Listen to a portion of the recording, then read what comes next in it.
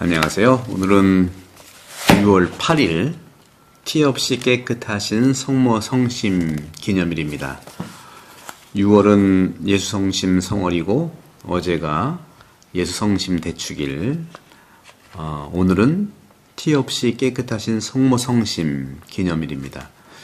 6월달은 마음 성월이라고 할 수 있을 정도로 특히 성심 성월이라고 말할 수 있죠. 물론 예수 성심 성월인데 예수님의 마음 또 성모님의 마음 오늘 특별히 티 없이 깨끗하신 성모 성심에 대한 기념을 하는 날이죠.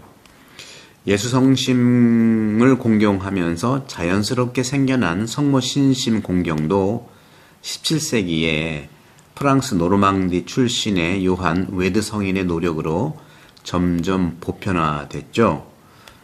예수 성심 미사에서 기억하는 형태로 전례 안에서 거행하기 시작했죠. 비오 12세 교황께서는 1942년에 파티마 성모님 발현 25주년을 맞아서 티 없이 깨끗하신 성모 성심께 세상을 봉헌하고 이 기념일을 온 교회가 지내게 했습니다. 처음에는 8월 22일에 선택된 기념일로 지냈는데요. 1996년 경신성사성 교령에 따라서 예수성심 대축일 다음 토요일에 의무 기념일로 지내게 되었어요. 오늘 복음 말씀은 루카복음 2장 41절에서 51절이죠. 오늘 복음에서 잘 아십니다마는 예수님께서 예루살렘 해마다 축제 때 가족이 갔다가 12살 되던 해잖아요. 예수님께서 돌아올 때 끝나고 집에 돌아올 때 예수님은 예루살렘에 그대로 남아 있었죠. 그의 부모는 그것도 모르고 일행 가운데 있으려니 하면서 12살이니까 당연히 오겠지 했죠. 하룻길을 지났고 그 다음 친척과 친지들에서 찾아봤지만 없었어요. 다시 예루살렘으로 부모가 올라갔죠. 사흘 뒤에 성전에서 찾았고 율법교사 가운데 앉아 듣고 묻고 하는 이런 토론이 있었죠. 그러면서 오늘 표현에 비하면 예수님 아들이죠. 12살 먹은 아이의 아들의 말을 들은 이들은 모두 그의 슬기로운 답변에 경탄하였다. 그런데 예수님의 부모는요, 경탄한다는 말보다는 그를 보고 무척 놀랐다고 표현하고 있어요. 놀랐다. 성모님 마음이 어땠을까요? 그렇죠? 그래서 예수님의 어머니께서 이렇게 얘기를 했지. 얘야, 우리에게 왜 이렇게 하였느냐? 내 아버지와 내가 너를 애타게 찾았단다 하자 더 섭섭한 말을 해요. 그가 부모에게 말했어요. 왜 저를 찾으셨습니까? 저는 제 아버지 집에 있어 하는 줄 모르셨나요? 하지만 그들은 예수님이 한 말을 알아듣지 못하였다. 그렇죠. 하느님 아들에 대한 이런 표현이 될 수 있겠죠. 예수님은 부모와 함께 나자렛으로 내려가서 그들에게 순종하며 지냈다. 그의 어머니는 이 모든 일을 마음속에 간직하였다. 마음속에, 이 성모님의 마음이에요. 티 없이 깨끗한 성모님의 마음속에 간직했다는 거죠. 제가 늘 두 가지를 말씀드렸잖아요.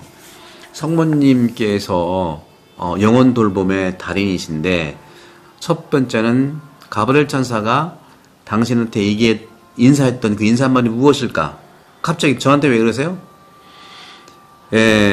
곰곰이 생각하였다는 거죠. 곰곰이 생각했다. 그 의미가 어떤 뜻일까? 천사의 나에게 인사말의 그 의미가 무엇일까? 곰곰이 생각했다는 거죠. 이게 바로 영혼 돌봄의 첫 번째.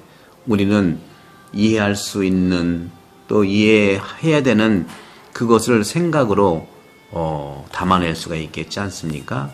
곰곰이 생각하는 것, 이것이 바로 성찰이에요.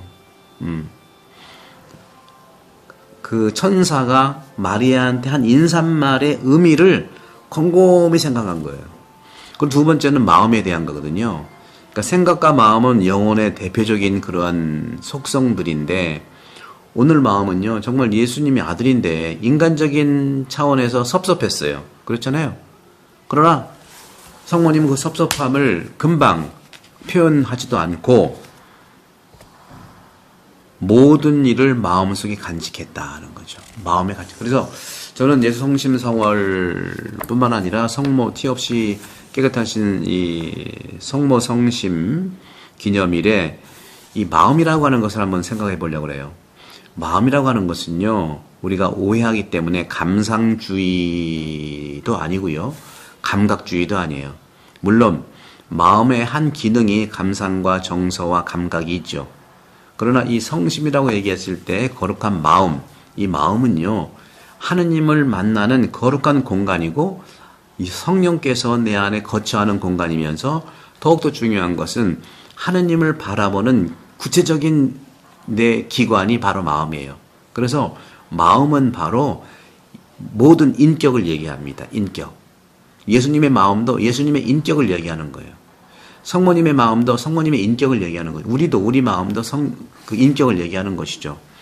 그런 점에서 성모 성심과 예수 성심 같은 성심인데 예수 성심은요 두 가지 의미의 마음이에요. 첫 번째는 말 그대로 우리의 죄 때문에, 그렇죠, 인간의 죄, 세상의 죄 때문에 가슴 아파야 하는 예수님의 그러한 마음, 우리의 죄로 상처 입으신 마음, 이런 거죠. 제자들한테 상처 입으시고요, 또 여러 가지 정치적인 거, 또 종교적인 거, 또 가족 안에 그 어머니는 상처는 안 줬지만 오해될 수 있는 거, 또 제자들이 정말 잘 따라다니다가 누가 첫째냐, 다 예수님의 마음 다 알아차지 못하고 자기들 마음끼리 왔다 갔다 하고, 이런 모든 것들을 얘기하는 거죠.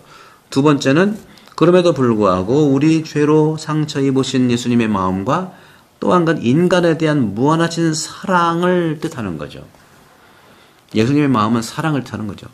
성모님, 성모 성심도 마찬가지. 성모 성심 첫 번째, 하느님의 뜻에 곰곰이, 그 천사의 인사말에 곰곰이 생각하는 그런 순명이라고 하는 것은요, 생각과 마음을 통해서 하는 거거든요.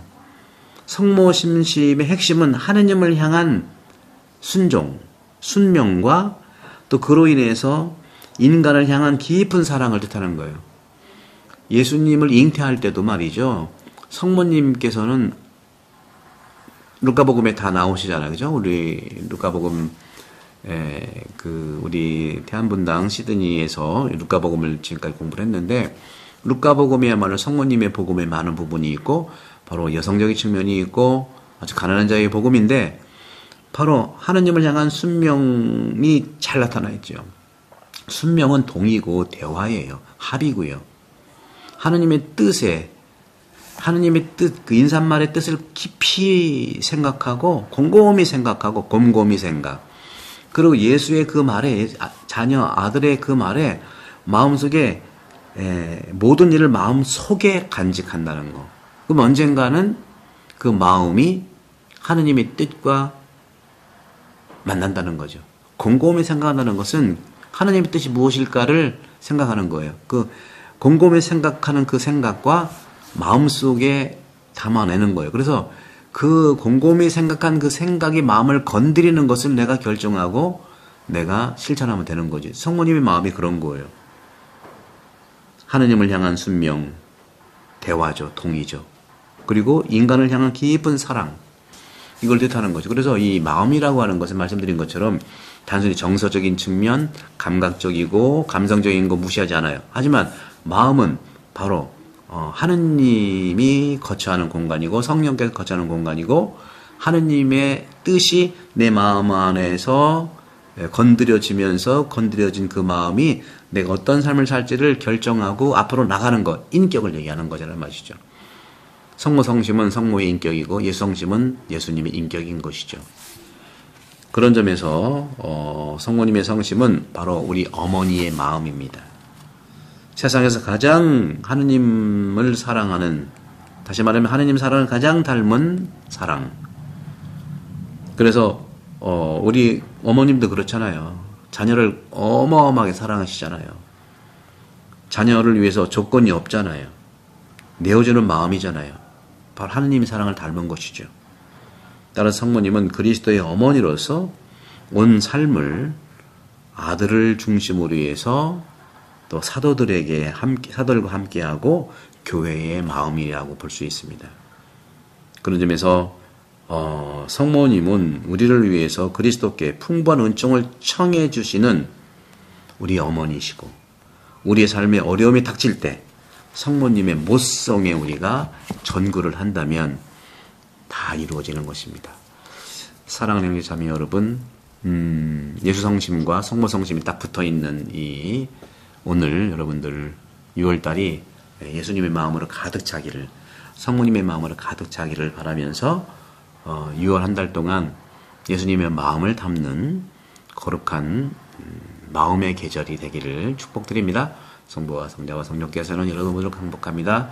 구독, 성교 부탁합니다. 감사합니다.